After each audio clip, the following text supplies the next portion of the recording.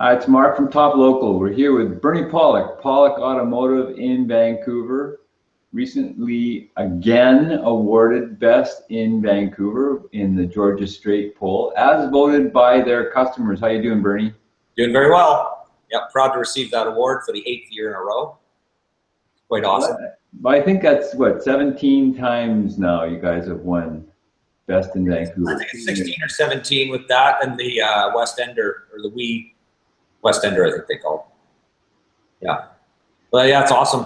It's an honor. So we're going to talk about a 2012 Jeep Wrangler Unlimited. You had to do a starter replacement. What was going on with this vehicle? We did. Yeah, so the vehicle was towed in, wouldn't start, apparently wasn't running properly, and died. The story we got was it died. So yeah, brought it in. It needed a starter replacement. So how did you determine that the starter was the problem? Well, through a grueling diagnostic process. I like to say grueling. I mean, it's just what we do with every vehicle we work on. We have to take the customer's concerns and look at the vehicle and do some tests. And from the testing we did, we found the starter was dead, which is a bit surprising because the vehicle is not all that old. 2012, it's only 4 years old, 65,000 kilometers, I think, on the vehicle. Really pretty young. Normally, I'd expect some vehicles starters last for 100, 200,000 kilometers, maybe even longer. So I guess this is a kind of a generic sort of question, but how difficult was it to get details from the customer about what happened to the vehicle?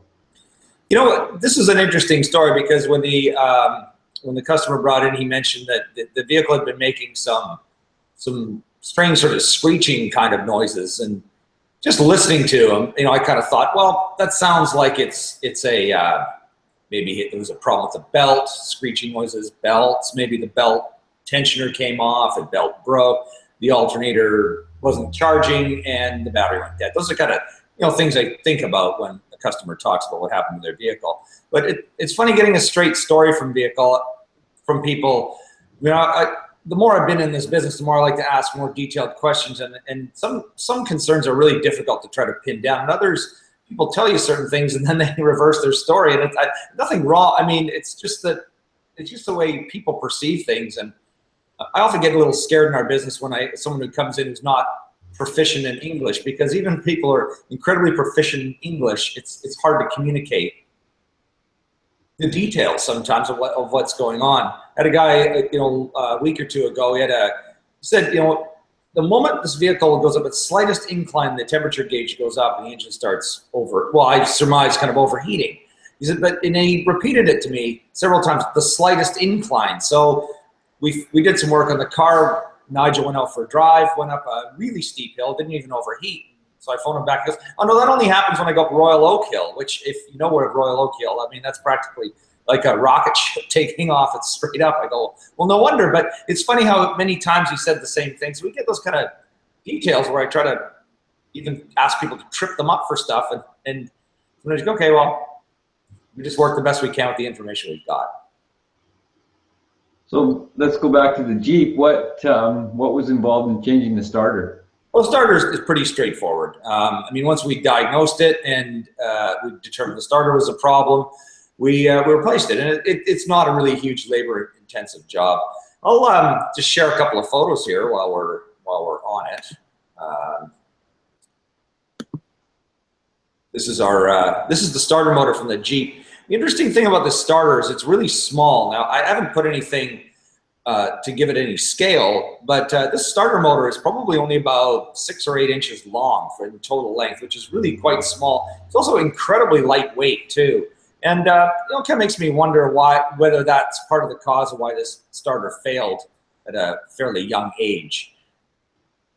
Vehicle manufacturers are always trying to make things lightweight, compact, better fuel economy, performance. So they make things out of lighter materials, but often that doesn't equate to durability.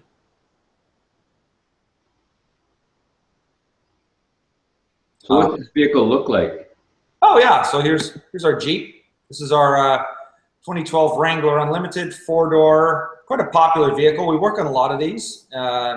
Excellent vehicle. I've even seen a few of these rigged up at some of the dealers around town with shovels and axes and really set up for the off-road experience. But I don't know, a lot of people, they just see street pavement, but if you want to take them off-road, they're definitely pretty good for that. They're nicely set up for that.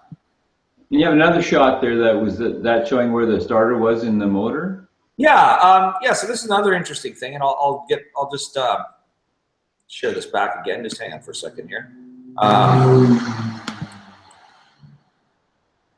Actually, this is actually not the starter. This is I took this photo because I found it very interesting. We, like a lot of modern cars, it has a big plastic cover over the engine. So we pulled the cover off and found the alternator position rather unusually on this vehicle. They've actually mounted the alternator backwards to where they normally sit. That red arrow points to the alternator. And normally, and if you look to the right of that, you see sort of a round piece, the black section. That's the belt, the drive belt. And normally the alternator sits the other way around. That drive belt pulley sits forward, and it's kind of been like that for ever and ever, as long as cars have been manufactured. But on this one, they flipped it around the other way. I guess there was space under the hood and room, and that's what they did. So it's funny looking at the innovations that car manufacturers do. It can kind of set us back on what the heck is that? And that's basically what they did. Works fine either way, as long as it's bolted up and the belt's tight. So how are Jeeps overall for reliability? Well, I'd say they're not fabulous.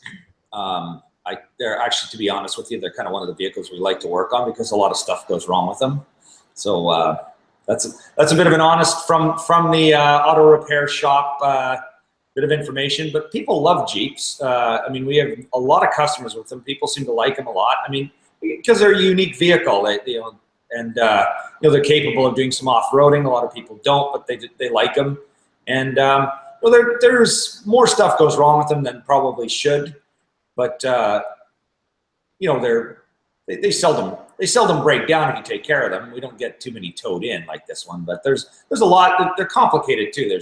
It's all-wheel drive, four-wheel drive. So there's transfer cases, differentials, lots of other bits and pieces that go wrong.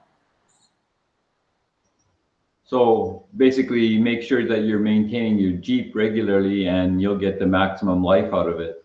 Absolutely, and I mean, expect that you will spend more money fixing it than you would on a lot of, say, a Toyota Yaris or a Honda Fit, but it's a different class of vehicle than that. So, yeah. So, if you're looking for maintenance and repairs on your vehicle in Vancouver, the guys to call are Pawlik Automotive. Check out their website, pawlikautomotive.com. Tons and tons of information on there. We've been doing these hangouts for a long time. They're seen all around the world. Or you can give them a call to book 604-327-7112. Thanks, Bernie. You're welcome. Thanks, Mark.